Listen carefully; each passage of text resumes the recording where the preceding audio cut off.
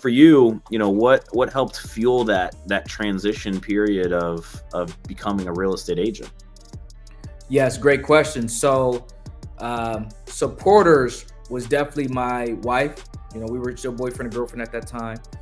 Um, and I had to humble myself. I was living by myself. I called my mom, said, "Hey, mom, I'm thinking about a career change. Can I move back in with you?" Mm. Here I am, 26 years old. I mean, I could do it myself, right? But I was looking to reset my life.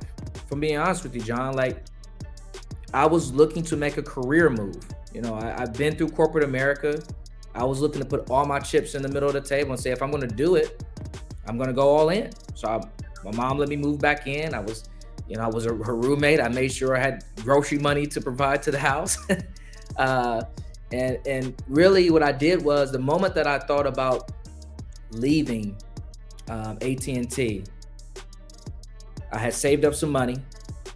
And I tell people this, like when I first started, I literally had my dress clothes in my car. So the moment I walked out of AT&T, I changed my clothes and did real estate stuff. So I was Mm. working nonstop. Where I wasn't at AT&T,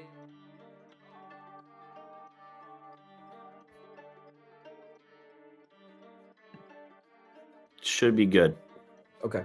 I had a conversation with my now wife, then girlfriend at the time. And I told Shantae, I said, "Hey, I really like this real estate. Like this real estate thing. I'm having fun. I'm having the most fun I've had in years." Um, I said, I really want to go full time. And she said, "Babe, I believe in you." She's like, "If you like what you do, you've saved up money, go do it." And so I put in my 2-week notice and went full time in real estate.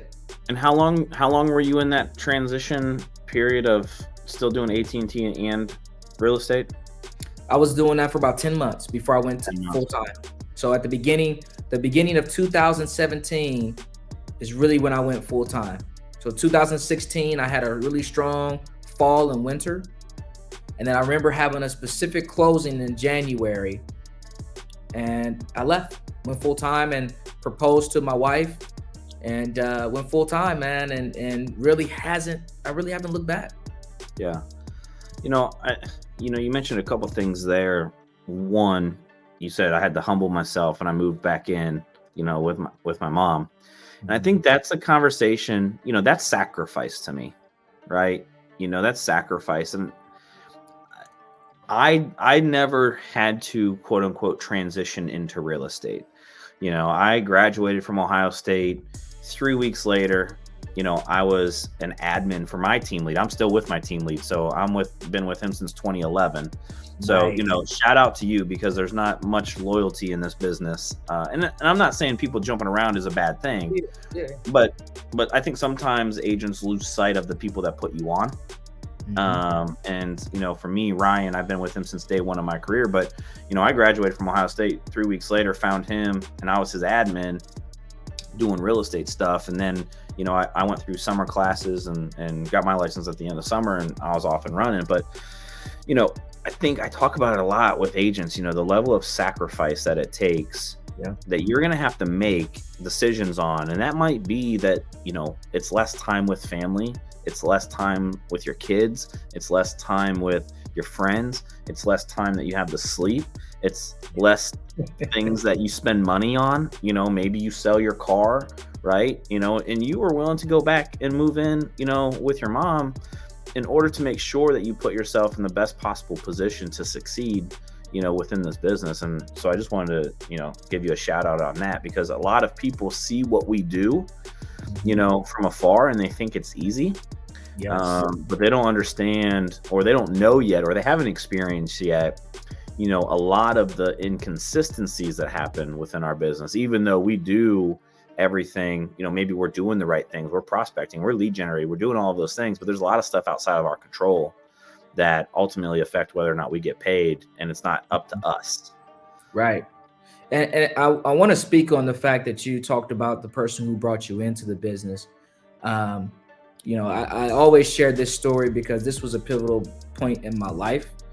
I remember I was going through real estate with like two other realtors that I actually, two other colleagues that I actually knew prior to all of us getting licensed.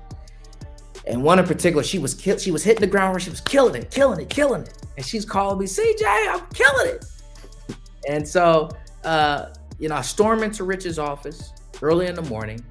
I said, hey man, you're not giving me leads. This person over here is getting leads. They're setting her up for success, and you're not doing anything to help me. And he said, well, you're very calm. He said, you want me to feed you leads, but what have you done for yourself? He said, because I was like, I think I'm about to leave brokerage. I'm going to go to another brokerage and give me leads and do way more than what you're doing for me. He said, well, I don't think you need a broker change. You need a mindset change. He said, so before you step into my office, how about think about ways that you can be successful in the things that you can do to make things happen? Have you met with people? Have you gone out with lunches with people? Have you set up appointments? Have you networked? So before you ask me for leads, what are the things that you can do for yourself? And that was something that I realized, wow, this was the first time in my life that I had some type of conflict and someone gave me exactly what I needed to, even though I didn't want to hear it. It's what I needed to hear. And he pretty much in that moment said, no, take accountability of your own business is what I heard, right? Yeah. You be responsible for your business, and then the other stuff will come with it. Yeah. And so, for that's probably one of the single reasons why I'm still with Rich, because I know at any moment, good, bad, or indifferent, he's going to be transparent with me, even in spite of how I may view him or how his delivery.